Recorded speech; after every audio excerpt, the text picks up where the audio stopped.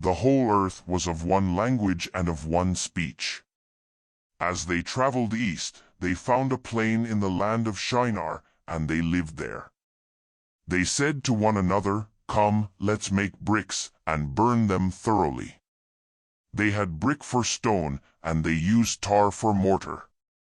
They said, "Come, let's build ourselves a city, and a tower whose top reaches to the sky, and let's make a name for ourselves, lest we be scattered abroad on the surface of the whole earth."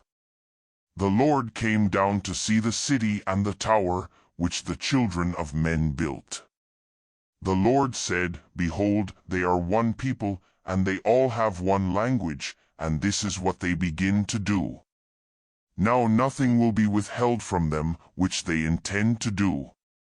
Come, let's go down, and there confuse their language, that they may not understand one another's speech." So the Lord scattered them abroad from there on the surface of all the earth. They stopped building the city. Therefore its name was called Babel, because there the Lord confused the language of all the earth. From there, the Lord scattered them abroad on the surface of all the earth. This is the history of the generations of Shem. Shem was 100 years old when he became the father of Arpachshad 2 years after the flood. Shem lived 500 years after he became the father of Arpachshad, and became the father of more sons and daughters. Arpachshad lived 35 years and became the father of Shelah. Arpachshad lived 403 years after he became the father of Shelah, and became the father of more sons and daughters. Shelah lived 30 years, and became the father of Eber. Shelah lived 403 years after he became the father of Eber, and became the father of more sons and daughters. Eber lived 34 years, and became the father of Peleg. Eber lived 430 years after he became the father of Peleg, and became the father of more sons and daughters. Peleg lived 30 years, and became the father of Reu.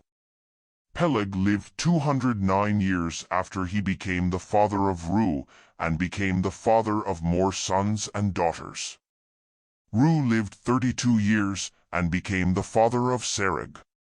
Reu lived 207 years after he became the father of Serug, and became the father of more sons and daughters. Serug lived 30 years, and became the father of Nahor.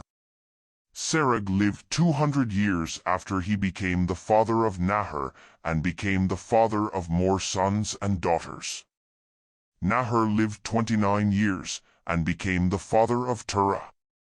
Nahor lived 119 years after he became the father of Terah, and became the father of more sons and daughters. Terah lived 70 years, and became the father of Abram, Nahor, and Haran. Now this is the history of the generations of Terah. Terah became the father of Abram, Nahor, and Haran. Haran became the father of Lot. Haran died in the land of his birth, in Ur of the Chaldees, while his father Terah was still alive. Abram and Nahor married wives. The name of Abram's wife was Sarai, and the name of Nahor's wife was Milcah, the daughter of Haran, who was also the father of Iscah. Sarai was barren. She had no child.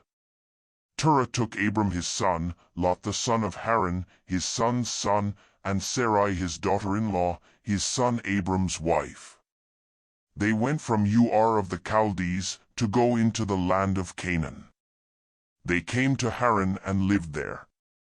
The days of Terah were 205 years. Terah died in Haran.